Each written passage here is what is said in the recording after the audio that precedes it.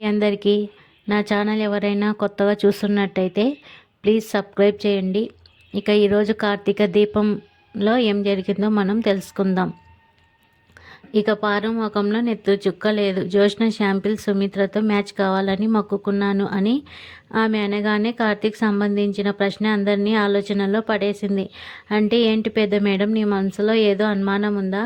జోష్న అసలైన కూతురు కాదని నీకు తెలుసా? అందుకేనా ఈ మొక్కులు అని కార్తీక్ పారిజాతాన్ని అడుగుతాడు. ఇక పారు కంగారుగా అదేం లేదు కార్తీక్, సుమిత్ర ఆరోగ్యం మీద బెంగతో అలా అన్నాను.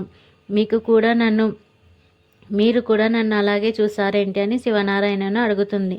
ఇక పారు గుండె వేగం పెరుగుతుంది. తను చేసిన తప్పు ఎక్కడ బయటపడుతుందో అన్న భయం ఆమె కళ్ళల్లో స్పష్టంగా కనిపిస్తోంది. కానీ సుమిత్ర మాత్రం మరో లోకంలో ఉంది. తనకు ప్రాణదానం చేసేందుకు కూతురు దొరికిందన్న ఆనందం ఆమె కళ్ళకు గంతలు కట్టిస్తోంది. ఇక అత్తయ్య గారిని ఏమీ అనకండి, నాకు నా కూతురు దొరికిందన్న ధైర్యం వచ్చింది. ఇప్పటి వరకు నేను కొలిచే అమ్మవారే ఇప్పుడు నా జోష్న రూపంలో వచ్చి నన్ను కాపాడుతోంది అంటుంది సుమిత్ర. ఇకపై రోజు ఉదయం నీ ముఖం చూశాకే నేను మంచం దిగుతాను, నువ్వే నా దేవతవు అంటూ జోష్నపై ప్రేమ కురిపిస్తుంది సుమిత్ర. ఇక సుమిత్ర మాటలు వింటుంటే దశరథ మనసులో ఏదో అలజడి మొదలవుతుంది. దశరథ తనలో తాను సుమిత్ర ఇంతగా నమ్ముతోంది, కానీ నాకెందుకు జోష్న పాత మనిషిలాగే కనిపిస్తుంది. రక్తం పంచుకు పుట్టిన కూతుర్ని తండ్రిగా నేను ఎందుకు నమ్మలేకపోతున్నాను అంటూ జోష్నపై అనుమానం పడతాడు. ఇక మరోవైపు శ్రీధర్ ఇంట్లో కాశీ డ్రైవర్గా చూడటం స్వప్న తట్టుకోలేకపోతుంది. నా కళ్ళ ముందు నుంచి ఆ కాశీ ఉండటానికి వీల్లేదు. అతనున్న చోట నేను ఉండను, నేను వెళ్ళిపోతాను అని స్వప్న అంటుంది. ఆగు స్వప్న, చదువుకున్న డిగ్రీలు తీసుకున్న నీకు స్వేచ్ఛనిచ్చాయేమో, కానీ ఒంటరితనాన్ని కూడా తెచ్చిపెడతాయి. జీవితం అనేది ఒక ఎత్తున గుట్ట లాంటిది. అది దాటాక వెనక్కి చూస్తే దారి తప్పుతాం. ఒంటరి ప్రయాణం మొదట్లో బాగుంటుంది, కానీ చివరకు మిగిలేది శూన్యం. మన కుటుంబం, మనం కలిసి ఉండాలి. కాశీ ఇక్కడే ఉంటాడు, నువ్వు ఇక్కడే ఉండాలి. శ్రీధర్ స్వప్నకు ఆదేశిస్తాడు. ఇక ఎడారిలో చావటానికైనా సిద్ధం, కానీ ఈ కాశీతో కలిసి బతకలేను అని స్వప్న తేల్చి చెప్తుంది. ఇక ఈ రోజు నుంచి కాశీ కూడా నా డ్రైవర్గానే ఇక్కడే ఉంటాడని శ్రీధర్ కూడా తేల్చేస్తాడు. ఇక శ్రీధర్ పంతం ముందు స్వప్న నిస్సహాయతగా కనిపిస్తోంది. ఇక మరోవైపు సుమిత్ర జోష్నపై ప్రేమ చూపిస్తుంటే అది చూసి తట్టుకోలేని కార్తీక్ బయటికి వచ్చేస్తాడు. వెంటనే దీప కూడా కార్తీక్ వెంట బయటికి వస్తుంది. ఇక దీప ఎంత అన్యాయం, తప్పు చేసిన జోష్న ఇప్పుడు దేవత అయిపోయింది. నీ కష్టం, నీ త్యాగం ఎవరికి కనిపించటం లేదు. నువ్వు పొందాల్సిన ప్రేమను ఆమె దొంగలిస్తుంది. నీ తల్లి ప్రాణం కాపాడటానికి నువ్వు నీ అస్తిత్వాన్ని పణంగా పెట్టావు.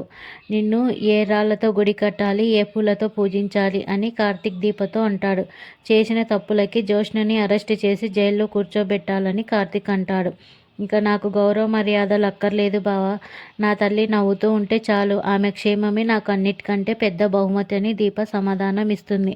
అయినా పారు ప్రవర్తన భయంకరంగా ఉంది. ఇంకా ఆ రోజు డాక్టర్ దగ్గర గన్ పట్టుకొని వచ్చిందని కార్తీక్ చెప్పడంతో దీప కంగారు పడుతుంది. ఏదైనా మనం జాగ్రత్తగా ఉండాలని కార్తీక్లు మాట్లాడుకుంటారు. ఇంకా శని దీపతో కార్తీక్ అంటాడు, షాంపిల్స్ మ్యాచ్ అయ్యాయని అబద్ధం చెప్పించాము. వాళ్ళిద్దరూ ఇప్పుడు కన్ఫ్యూజన్లో ఉన్నారు. నిజం ఎంతో కాలం దాగదని దీపతో కార్తీక్ అంటాడు. ఇక అప్పుడే అక్కడికి కాంచన, శ్రీధర్ వస్తారు. కాంచన రాగానే సుమిత్ర ఎంతో ప్రేమతో ఆమెకి స్వీట్ తినిపించి జోష్నకు బ్లడ్ శాంపిల్స్ మ్యాచ్ అయ్యాయి అన్న వార్త వినగానే కాంచన కళ్ళు ఆనందంతో నిండిపోతాయి. వదిన, ఈ మాట వినగానే ఎప్పటి నుంచో ఎదురు చూస్తున్నాను ఈ మాట కోసం.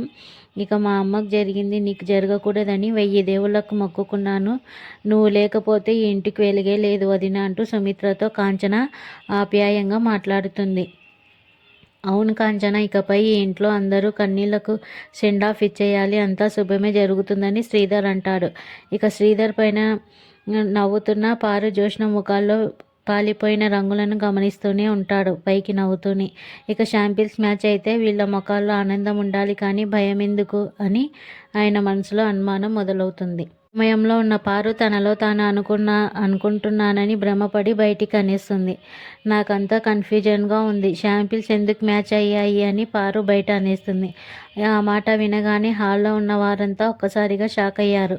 ఏమన్నావు పిన్ని? షాంపిల్స్ మ్యాచ్ అయినందుకు సంతోషించాలి కానీ ఎందుకు అయ్యాయి అని అడుగుతున్నావేంటి? నీ భయం ఏంటి అని దశరథ అడుగుతాడు. అవును జోష్న నువ్వెందుకు హ్యాపీగా లేవు? నీ తల్లికి ప్రాణం పోయబోతున్నందుకు నువ్వు హ్యాపీగా ఉండాలి కదా అని జోష్నను ప్రశ్నిస్తాడు శ్రీధర్. జోష్న తడబడుతూ సమాధానం చెబుతుంది. అదేం లేదు మామయ్య, మమ్మీ బాధ చూసి నేను తట్టుకోలేకపోతున్నాను. ఆపరేషన్ అంటే ఒళ్ళు కట్ చేశారు కదా, ఆ నొప్పి తలుచుకుంటే భయమేస్తుందని జోష్న సమాధానం ఇస్తుంది. ఆ మాట వినగానే కార్తీక్ వెటకారంగా చప్పట్లు కొడుతూ, జోష్న మేడం గారు ఎందుకు కన్ఫ్యూజ్లో ఉన్నారో మీకు క్లారిటీ వచ్చిందా అని పారుకి కార్తీక్ అడుగుతాడు. దీప అక్కడున్న వారందరికీ జ్యూసులు ఇస్తుంది. ఈ రోజుతో ఈ ఎపిసోడ్ పూర్తవుతుంది. సబ్స్క్రైబ్. బాయ్.